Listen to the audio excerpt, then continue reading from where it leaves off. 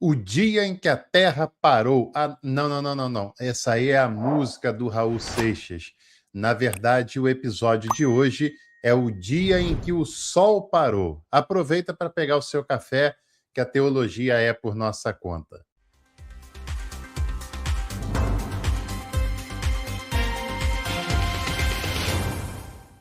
Um convite que eu não posso deixar de lhe fazer é que você venha estudar teologia acadêmica de qualidade por um preço acessível aqui com a gente. Tem cursos completos, inclusive uma formação acadêmica ampla e completa na área de teologia. É só clicar ali em Seja Membro, dar uma olhadinha nos planos e venha participar aqui com a gente. Pessoal, vocês já ouviram falar certamente da passagem bíblica que diz que um dia, lá no passado, durante a batalha do povo de Israel, o sol parou como num verdadeiro milagre. Será que parou mesmo? O que será que nós podemos extrair de ensinamento, de verdade, de reflexão sobre essa passagem? Primeiro, vamos dar uma olhadinha na passagem que se encontra em Josué, capítulo 10, do versículo 10 até o versículo 15. Eu estou lendo aqui na minha versão da Bíblia de Jerusalém, mas você pode ler em qualquer Bíblia que você vai encontrar uma história semelhante com essa. Yahvé os desbaratou na presença de Israel e infligiu-lhes em Gibeão grande derrota. Perseguiu-os até o caminho da subida de Bet-Horon e os derrotou até Azeca e até Maquedá. Ora, enquanto fugiam diante de Israel na descida de Bet-Horon, Yahvé lançou sobre eles do céu enormes pedras até Azeca e morreram. Foram mais os que morreram pelo granizo do que pela espada dos israelitas. Foi então que Josué falou a Yahvé no dia em que Yahvé entregou os amorreus aos israelitas. Disse Josué na presença de Israel: Sol, detente em Gibeão, e tu, lua, no vale de Aijalon.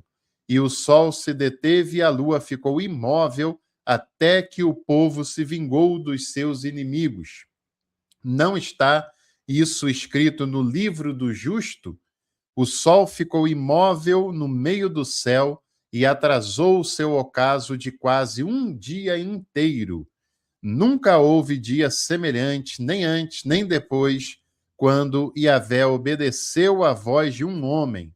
É que Yahvé combatia por Israel e voltou Josué com ele todo o povo de Israel ao acampamento em Gilgal. Pois bem, uma passagem muito interessante se a gente soubesse que não é uma passagem histórica, uma passagem que realmente aconteceu literalmente, conforme está contando. É uma história de fé, é uma história que tem como objetivo fortalecer a identidade nacional de um povo, que nada tem a ver com Israel atual, e que tem como objetivo, como os grandes mitos do passado, fortalecer a imagem da divindade local. Não sei se você sabe, a essa altura já deveria saber, que durante o Antigo Testamento não havia monoteísmo, sobretudo nessa época. Era, no máximo, uma monolatria, ou seja, a concepção de que existem vários deuses, mas aquele povo escolhe um para servi-lo, para adorá-lo, e aquele um Deus é como se fosse o representante maior, o protetor daquele povo, daquela nação, e cada um dos povos tem a sua divindade. Israel não era diferente, mas não quer dizer que eles não admitam que existam outros deuses, né? E o texto, então, é para fortalecer essa divindade local e para fortalecer também a imagem de Josué como um grande líder, como um líder que tem proximidade com essa divindade, que fala em seu nome, que age em seu nome, né? E um líder de grandes feitos. Porque no passado, na literatura do passado, e Israel, o Judá, não está distante disso, né? É exatamente assim, para falar a verdade. Era comum esse tipo de literatura, esse tipo de história oral, em que o grande líder daquele determinado povo, num momento, era enaltecido com feitos miraculosos, com feitos sobrenaturais, com feitos que desafiavam a lógica da humanidade. Isso era muito comum. Na Bíblia, isso também acontece, como nós acabamos de ver aqui o texto de Josué. Esse texto fala de um determinado momento em que o povo de Israel teria sido enganado pelos gibeonitas, porque esses gibeonitas, depois de saberem que o povo de Israel fez guerra e conquistou alguns pequenos reinos, né? Algumas pequenas tribos ali no sul, da que hoje nós chamamos de Palestina, eles ficaram assustados porque era um povinho bem pequenininho, estava na reta daquelas conquistas, fingiram que eram de longe e foram falar com aquele povo e propuseram uma aliança. E Josué, segundo o relato bíblico, inadvertidamente, aceita a aliança com os gibeonitas. Num determinado momento, uma coalizão de 5 reis centrais se juntam contra Gibeão. E Gibeão vai recorrer a Israel, e uma vez que eles têm uma aliança de mútua defesa, Israel tem que combater em favor dos gibeonitas contra aqueles 5 reis. 5 reis, gente, cá entre nós, tá?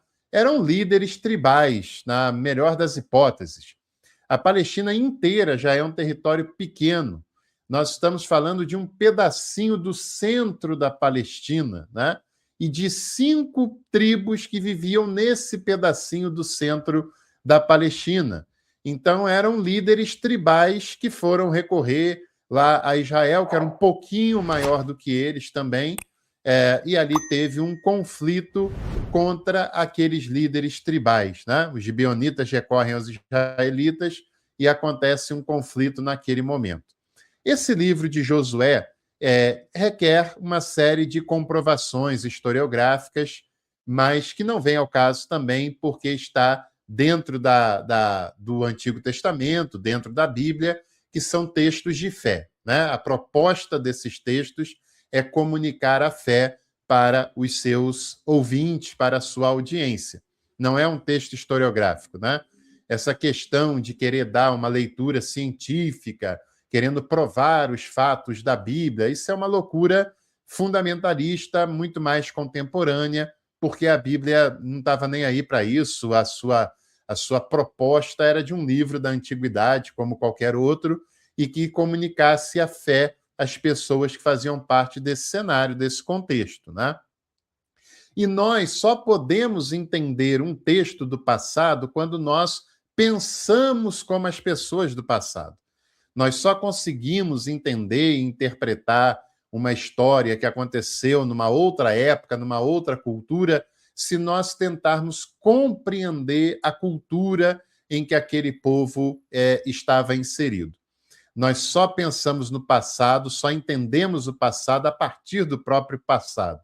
Isso é interessante, né? Sobretudo aqui em que nós estamos diante dessa narrativa.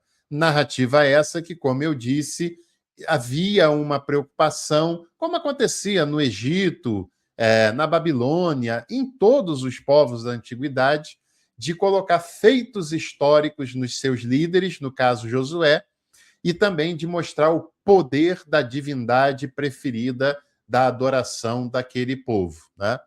E aí, diante daquela guerra, o texto faz outros apontamentos mirabolantes, como, por exemplo, pedras que caíram sobre aqueles inimigos e os mataram, mais do que no próprio conflito, né? E o foco em questão aqui da passagem é que Josué teria ordenado a Yahvé, o texto está falando isso aqui, e que, diante disso, o sol parou, né? O sol ficou parado durante quase um dia inteiro. Gente, é aqui que está a maior problemática dessa passagem. Problemática quando você quer entender essa passagem à luz do presente, à luz do nosso tempo, e daquilo que é importante para nós hoje, né?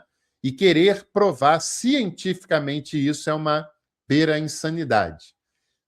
A passagem também nós devemos entendê-la à luz do seu tempo. A compreensão sobre o cosmo, a compreensão sobre a natureza desses povos do passado era extremamente limitada em comparação com o nosso conhecimento contemporâneo sobre o mesmo assunto. E era uma compreensão, mas muito diferente da compreensão que nós temos hoje. Para você ter uma ideia, essa concepção heliocêntrica, né, de que na nossa galáxia o Sol é o centro desse universo e que os planetas giram ao redor dele e giram ao redor de si próprios, essa é uma concepção que não tem 500 anos de história.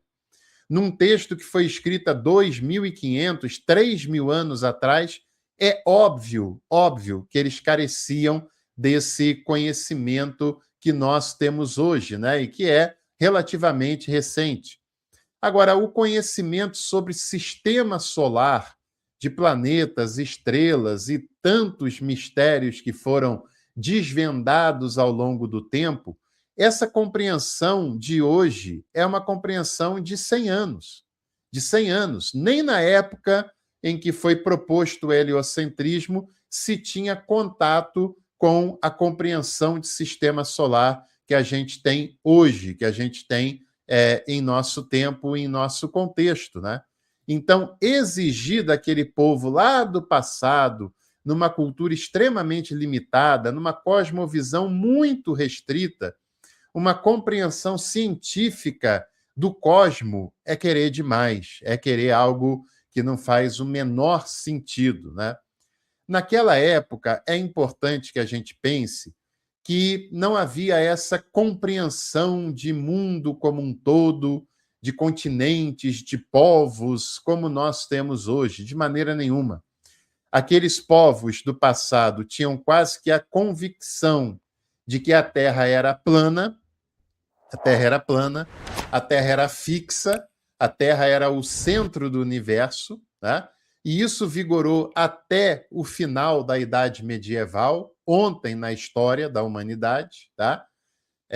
Mas não como esses terraplanistas, chapéu de alumínio, que tem hoje em dia, tá? De maneira nenhuma.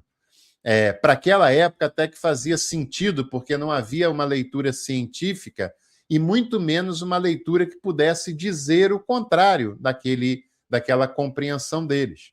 Para eles, o mundo era plano, o mundo era muito mais limitado e restrito do que depois se comprovou ser, e para eles havia, em cima das suas nações, preste atenção nisso, em cima das suas nações, das suas terras, uma abóboda celestial. Não era uma abóboda em cima de todo o planeta, mas cada nação tinha a sua abóboda celestial que protegia a sua terra. Nessa abóboda, que depois foi traduzida como firmamento, né? Era como se fosse um teto do céu sobre eles, sobre aquele povo. Nesse firmamento haviam as estrelas, que eles olhavam da terra e viam essas estrelas lá em cima. Haviam os luzeiros, né? Os luminares. O Sol era muito menor do que o que nós compreendemos hoje, muito menor. Porque eles tinham uma compreensão de que havia um teto sobre eles, uma abóbada sobre eles. Então, o Sol, a Lua eram ainda menores do que essa abóbada que estava sobre a sua terra, que é uma terra pequenininha. Entende? Como aí a gente já tem um baita de um problema, né? Um baita de um problema, comparando com os nossos tempos, né? E para aqueles povos, tanto o Sol durante o dia quanto a Lua durante a noite, eles tinham um trilho nesse teto que eles percorriam igualzinho todos os dias. Todos os dias o Sol fazia o mesmo trajeto, todas as noites, no caso, a Lua fazia o mesmo trajeto. E é claro, né, como não havia essa compreensão de uma Terra esférica, de uma Terra que gira em torno dela própria e também em torno do Sol, né? Não tem essa ideia de que num lugar está de dia, no outro lugar está de noite, não. Enquanto o Sol está fazendo a sua trajetória, a Lua está escondida, a Lua está guardada num outro canto. E depois eles fazem um rodízio. Depois o Sol sai de cena, escurece e aparece a Lua. Também não se pensava que a Lua apenas refletia a luz do Sol, não tinha essa compreensão ainda. Então, veja, o Sol e a Lua, as estrelas, para aquele povo, não eram iguais ao Sol, a Lua e as estrelas de hoje, do nosso tempo, né? Embora eles olhassem para o céu e vissem os mesmos fenômenos que nós vemos hoje, mas a compreensão que eles tinham era muito menor e muito mais restrita, e é muito compreensível que assim tenha sido, né? Então, quando Josué diz que o Sol parou, é uma compreensão do seu próprio ponto de vista. Porque nós também não temos a compreensão da Terra girando. Nós sabemos isso porque a ciência explicou, a ciência constatou e a ciência nos disse isso. Agora, se nós dependêssemos apenas da nossa própria compreensão, da nossa visão, nós não perceberíamos a Terra girando, não dá para perceber, e nem tampouco ela girando em torno do Sol, né? A compreensão que nós temos é do nosso ponto de vista.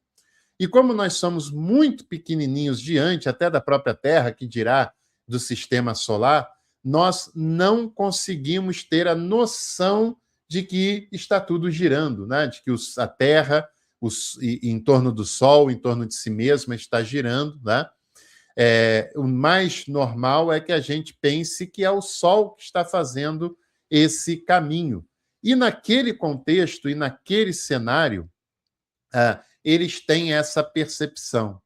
E é uma percepção, gente, que se aconteceu esse episódio, que historicamente é improvável que tenha acontecido, é uma compreensão de que a batalha durou menos tempo do que eles acharam que fosse durar.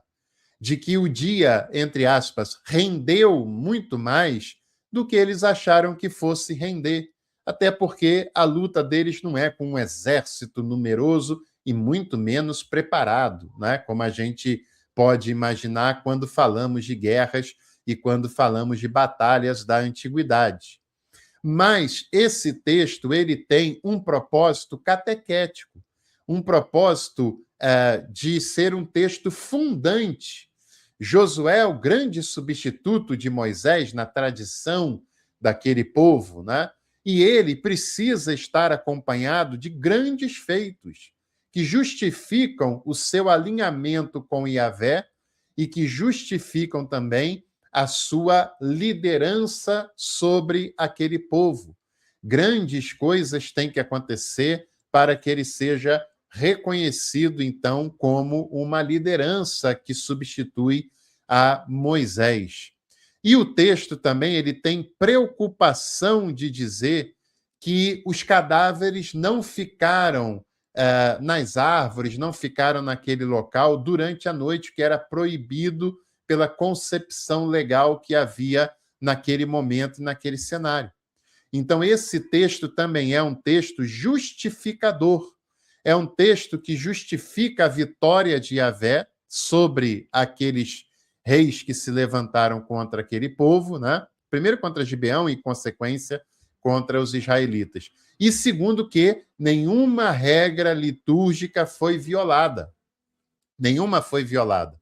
Não podiam ficar corpos por ali, não podiam ficar corpos sobre as árvores durante a noite. Não, mas não teve problema. O sol parou, o sol se deteve.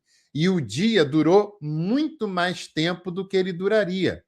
Então, o tempo em que os corpos ficaram por ali não foi uma violação da regra, porque, afinal de contas, como o sol parou, o dia durou muito mais e não veio a noite ainda com os corpos naquele lugar. Entende? Então, essas questões, essas concepções, a gente precisa compreender, gente. E veja, esse não é um ataque ou um demérito ao texto bíblico, de maneira nenhuma. É só compreender o texto bíblico à luz do próprio texto bíblico daquela época, daquela cultura, da compreensão que se tinha naquela época, 3.000 anos atrás, né? É compreender o texto bíblico da maneira mais próxima do que ele se propunha a ser, e não dessa maneira mágica e fantasmagórica que os fundamentalistas transformaram o texto da Bíblia e que o distancia muito mais de uma compreensão adequada do que aproxima. É que esse apelo a uma espiritualidade aloprada, inconsequente, aleatória, parece que é mais sentimental às pessoas. Eu já ouvi gente dizendo que a NASA fez um estudo que ficou comprovado que faltava um dia no registro da NASA, que a NASA tentou voltar até o primeiro dia, sei lá, e teve um momento em que parou, em que a soma travou e não deu para voltar até o passado, e ficou faltando exatamente esse dia. Gente, você acreditar nesse tipo de conversa é mais verossímil a história de Pedrinho e do Lobo do que esse tipo de história da NASA, do passado, do dia zero, o dia que ficou faltando, etc. Fala sério, né, gente? Por favor, você tem um cérebro dado por Deus, é importante que a gente o use adequadamente. Isso é história de religioso, isso é história de criacionista. Não se confirma isso, né? Até porque aquele povo no texto bíblico, a compreensão que eles estão tendo é daquele local, daquela localidade, e não a nível global, e não a nível universal.